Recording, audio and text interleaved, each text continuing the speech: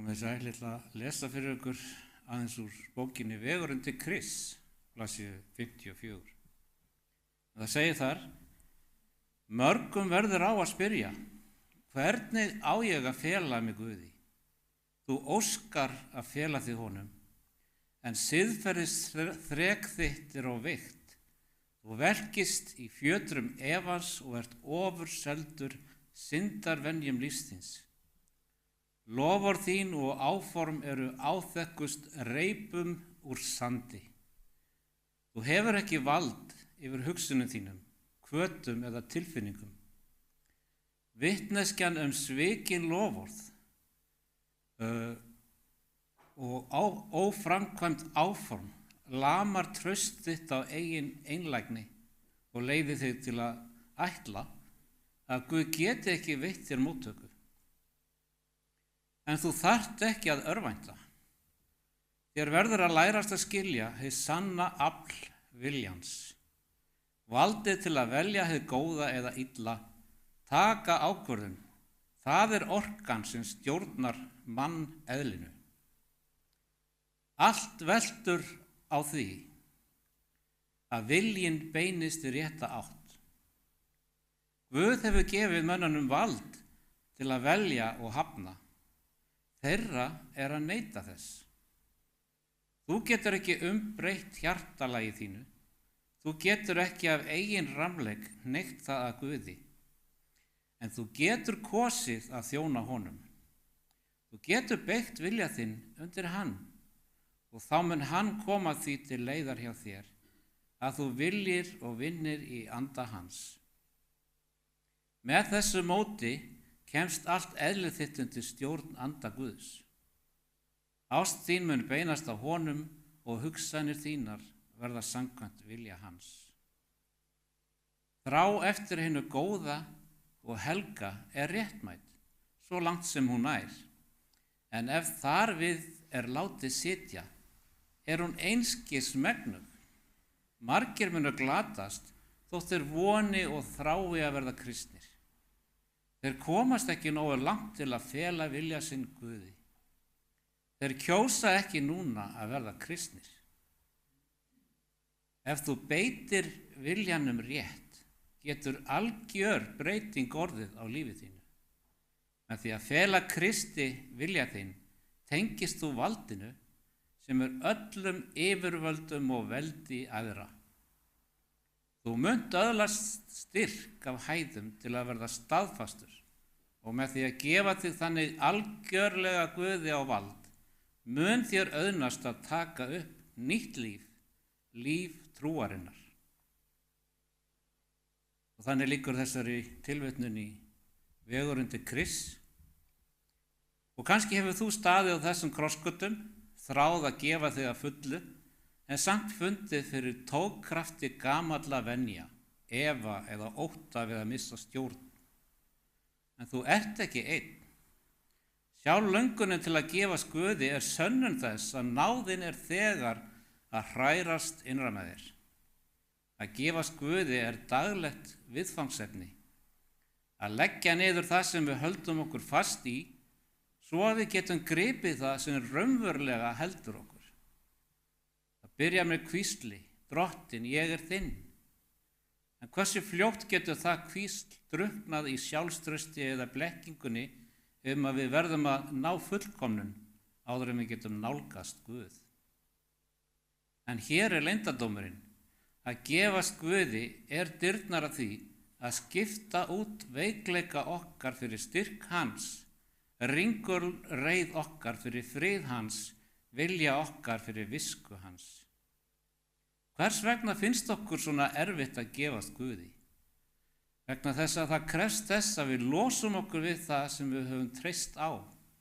Áætlanir okkar, styrk okkar, jafnvel skilning okkar á því sem er best.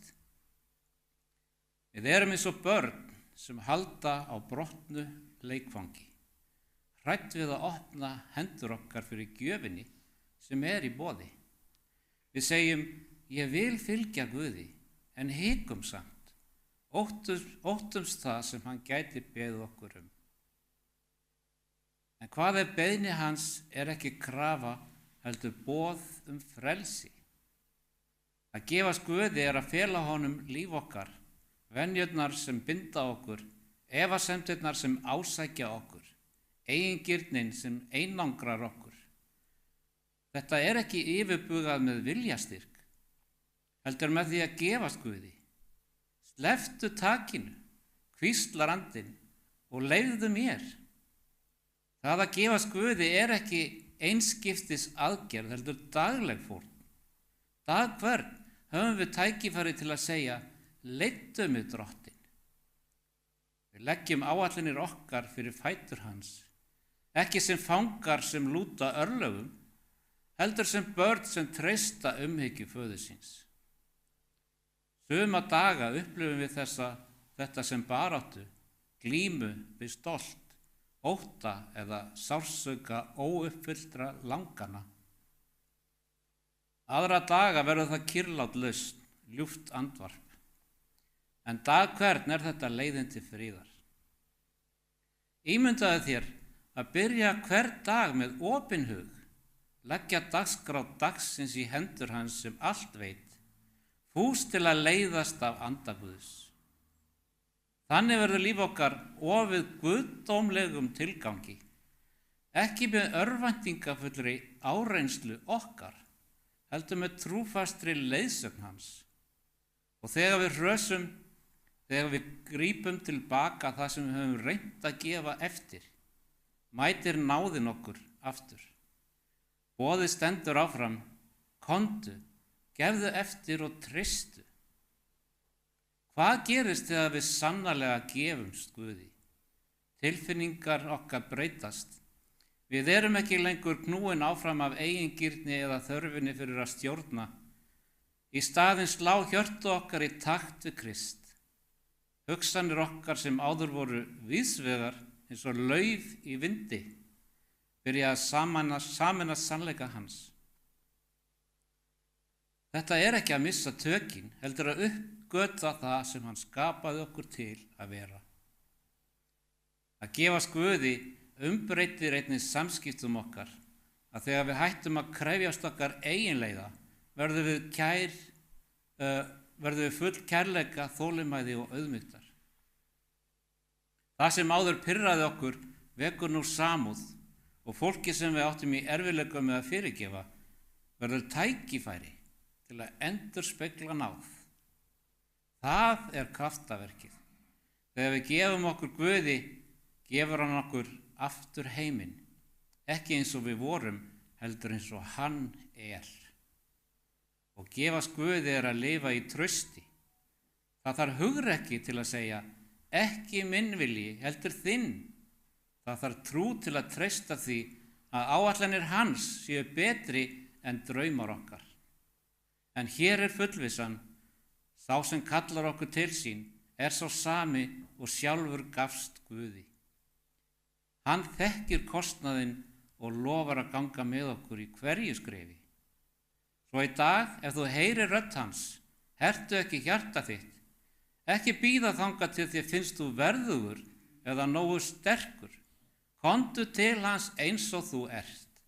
Kom með efasemdir þínar og ótta þinn, legðu allt fram fyrir hann og sjáðu hann taka það sem brotið er og gera það heilt og það sem er þreytt og gera það ferskt. Við vitum að tré streitist ekki við að vaxa. Það einfaldlega dvelur í moldinni, drekkur í sér rakan og sólarljósið. Náttúruöflin gera því kleift að dafna. Þannig er það með okkur. Þegar við hættum að keppast og byrjum að treysta, finnum við styrk sem er ekki okkar eigin, frið sem er ofar okkar skilningi, líf sem er dýpra en við þorum að ímynda okkur. Að gefast Guði snýst ekki að missa tökin, það snýst traust. Það snýst að skipta á tálsýn stjórnunar fyrir veruleika kærleikans og segja í fullu trausti, hér er ég, sendu mig.